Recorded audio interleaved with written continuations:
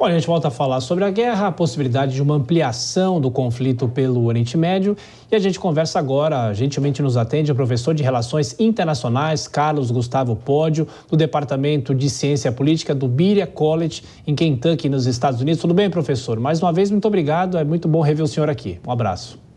Tudo bom, Thiago? Bom prazer conversar com você, com quem nos ouve e nos assiste aí pela Jovem Pan. Muito obrigado. Bom, o senhor está nos Estados Unidos e tem, claro, informações mais apuradas sobre o governo americano e sobre a questão política americana em relação à guerra. Eu pergunto para o senhor, hoje a gente teve declarações de novo do primeiro-ministro de Israel de que haverá uma incursão pela faixa de Gaza. Há uma questão também com o presidente dos Estados Unidos, se ele teria pedido para que esse caso fosse segurado um pouco, fosse adiada a incursão. De qualquer forma, como que a imprensa americana e os analistas aí nos Estados Unidos vêm avaliando essa possibilidade do apoio americano à guerra? Olha, Thiago, o que parece claro é que não existe o menor apetite por parte do governo Biden de se envolver mais fortemente nessa guerra, né? Vamos lembrar que o próprio Biden, ele foi eleito com a promessa de desviar, de tirar a atenção dos Estados Unidos do Oriente Médio e focar na disputa com a China. Essa era a grande questão da política externa do Biden. Inclusive, um dos grandes feitos, né, ou alguns diriam um dos grandes desastres da administração Biden, foi a retirada dos Estados Unidos do Afeganistão. Isto era um símbolo da vontade que o Biden e a sua administração tinham de não se envolver tanto mais no Oriente Médio quanto os Estados Unidos haviam se envolvido no passado. O que nós estamos vendo agora é que, novamente, por conta deste ciclo de violência, os Estados Unidos novamente são sugados para o centro dessa disputa no Oriente Médio, numa situação em que a gente pode estar ainda apenas no começo, né, de uma conflagração muito maior, com a possibilidade da entrada de novos atores neste conflito, né? A gente está agora, nesse momento, com um conflito relativamente restrito a Israel e Hamas na faixa de Gaza, mas o que se tem dito é a possibilidade da entrada do Irã, possivelmente através do Hezbollah, que é a milícia patrocinada mais diretamente para o Irã. E o Hezbollah tem uma capacidade militar muito maior do que o Hamas, né? Então isso tornaria esta guerra numa escala muito maior e que provavelmente seria difícil para os Estados Unidos deixar de se envolver. Vamos lembrar que hoje mesmo o Congresso americano, depois de semanas de drama, né, resolveu a questão do líder da Câmara no Congresso, e a primeira coisa que eles fizeram foi aprovar uma resolução em apoio a Israel, né? Então isso demonstra claramente que é um tema que volta à tona na política externa americana, repito, ainda que sem a vontade da administração Biden de que fosse esse o caso.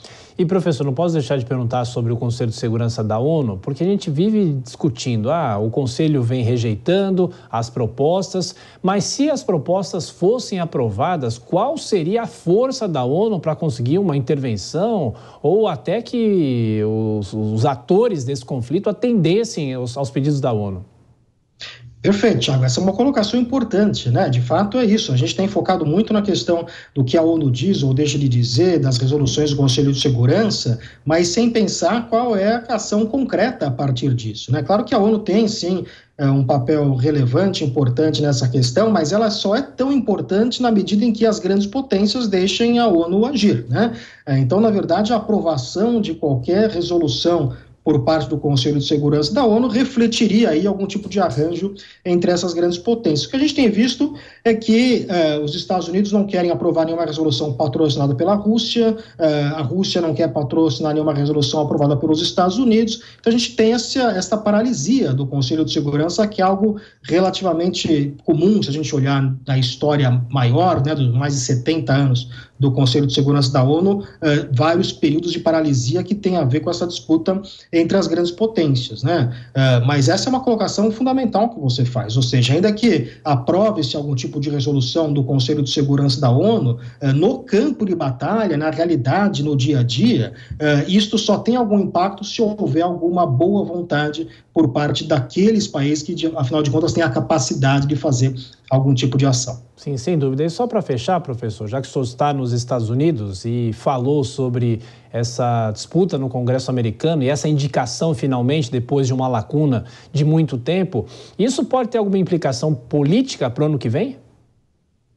Sem dúvida nenhuma, uma das questões que o Biden está refletindo é que impacto isso tem, né, na medida que nós vamos ter uma eleição, estamos já em plena campanha eleitoral aqui nos Estados Unidos, né, e teremos uma eleição no ano que vem, no momento, Tiago, em que os números para o Joe Biden são números bastante ruins, né, os números de aprovação do Biden são números que têm assustado bastante a campanha do Partido Democrata, uma série de pesquisas que mostram o Donald Trump à frente, não apenas no cômputo geral, mas, como a gente sabe das particularidades da eleição americana, né, a questão do colégio eleitoral, das eleições por estado, em estados-chave, o Donald Trump tem mostrado estar à frente do Joe Biden, que, repito, tem números muito ruins de aprovação. Inclusive, nessa guerra, as últimas pesquisas que saíram são que a população americana, em geral, não confia nas decisões tomadas pelo Joe Biden. Então, ele se encontra numa situação política muito delicada e que um evento inesperado, como uma guerra no Oriente Médio,